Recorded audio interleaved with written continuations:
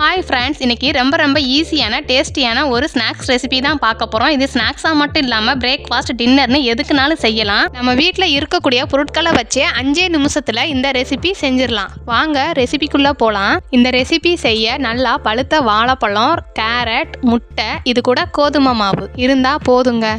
Carrot, வாழைப்பழம், முட்டை இதை சாப்பிடாத குழந்தைங்க கூட இந்த மாதிரி செஞ்சு கொடுத்தா விரும்பி சாப்பிடுவாங்க. கேரட்டை வாஷ் பண்ணி தோலை பீல் பண்ணிட்டு குட்டி குட்டி பீஸாக கட் பண்ணி அளவாக தண்ணி ஊற்றி நல்லா வேக விட்டு எடுத்துக்கலாம். கேரட் மசீர் அளவும் நல்லா வெந்திருக்கணும். இது ஒரு தட்டில் போட்டு ஆற வச்சிருங்க. ஒரு பவுலில் நல்லா பழுத்த வாழைப்பழத்தை தோல் உரிச்சு சேர்த்துக்கோங்க. உங்ககிட்ட எந்த வாழைப்பழம் இருந்தாலும் சரி, நல்லா பழுத்த வாழைப்பழமாக எடுத்துக்கோங்க. நான் நேந்திரம் பழம் சேர்த்துருக்கேன்.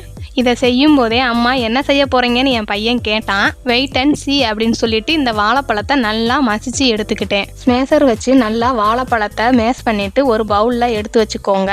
வேக வச்ச ஆறுன கேரட்டையும் பவுல்ல சேர்த்து நல்லா மேஷ் பண்ணிக்கோங்க. இல்லைன்னா ஒரு மிக்சர் ஜார்ல கூட நீங்க அடிச்சு எடுத்துக்கலாம். இப்போ மேஷ் பண்ண வாழைப்பழம், கேரட் ரெண்டையும் சேர்த்து நல்லா கலந்து விடுங்க. இது ரொம்பவும் டேஸ்டா இருக்கும். குழந்தைங்களுக்கு ஹெல்த்தியானதும் கூட. இது கூட 2 முட்டையை உடைச்சு சேர்த்துக்கோங்க. 1 டம்ளர் கோதுமை மாவு, 1/4 டீஸ்பூன் பேக்கிங் சோடா, 1 பிஞ்ச் உப்பு. அவ்வளோதாங்க இந்த ரெசிபிக்கு தேவையான பொருள். இதை நல்லா கலந்து விட்டுக்கோங்க. கலந்து விட்டதுக்கப்புறம் மாவு இந்த மாதிரி கட்டியாக இருந்ததுன்னா கூட ஒரு முட்டை அல்லது கொஞ்சமாக தண்ணி சேர்த்து இன்னும் கொஞ்சம் லூஸாக கலந்துக்கோங்க.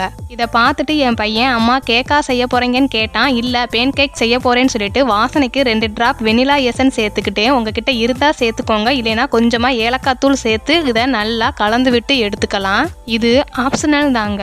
இதுக்குள்ள தோசைக்கல் ஹீட் ஆனதும் கொஞ்சமாக நெய் சேர்த்து அதில் இந்த மாவை பேன் கேக் மாதிரியாக தட்டி சுடலாம். இந்த தோசை சட்டியில் மட்டும் இல்லாமல் நம்ம பணியார கல் குழியில கூட ஊற்றி சுட்டு எடுத்துக்கலாங்க.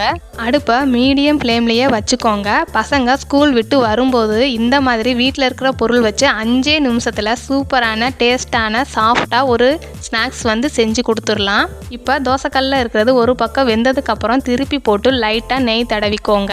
நெய் ஊற்றுனதும் வாசனை கமன்னு வருதுன்னு என் பையன் கிச்சனில் பார்த்தான். நான் ரெசிபி பண்ணிட்டு இருக்கிறத பார்த்து, அம்மா இதுக்கு பேர் பேன் கேக் கிடையாது, வாஃபிள்ஸ் அப்படின்னு சொன்னான். இதை தோசைக்கல்லில் சுடக்கூடாது, இதுக்காக ஒரு பேன் இருக்குது, அதில் தான் சுடணும்னு சொன்னால், நான் நம்ம வீட்டில் என்ன இருக்கோ அதை வச்சு தானடா செய்ய முடியும்னு சொல்லிட்டு சுட்டு எடுத்துட்டேன். இந்த வாஃபிள்ஸ் ஒரு அமெரிக்கன் ரெசிபியாங்க. என் பையன் சொல்லி தான் எனக்கே தெரியும். நீங்களும் இந்த ரெசிபி கண்டிப்பாக ட்ரை பண்ணி பாருங்கள். அவ்வளோதாங்க. தோசைக்கல்லாக இருந்தாலும் சரி, பணியாரக்கல்லாக இருந்தாலும் சரி, இந்த மாதிரி கோல்டன் ப்ரௌன் ஆகிற அளவு வேக வச்சு எடுத்தால் சூப்பரான வாஃபிள்ஸ் ரெடி. இது கொஞ்சம் ஸ்வீட்னஸாக இருக்கணுன்றதுக்காக மேலே கொஞ்சம் ஹனியை சேர்த்துக்கிட்டேன். உங்களுக்கு இந்த வாஃபிள்ஸ் பற்றி தெரிஞ்சால் கமெண்டில் சொல்லுங்கள். மறக்காமல் நம்ம சேனலை சப்ஸ்கிரைப் பண்ணிக்கோங்க. தேங்க்ஸ் ஃபார் வாட்சிங்.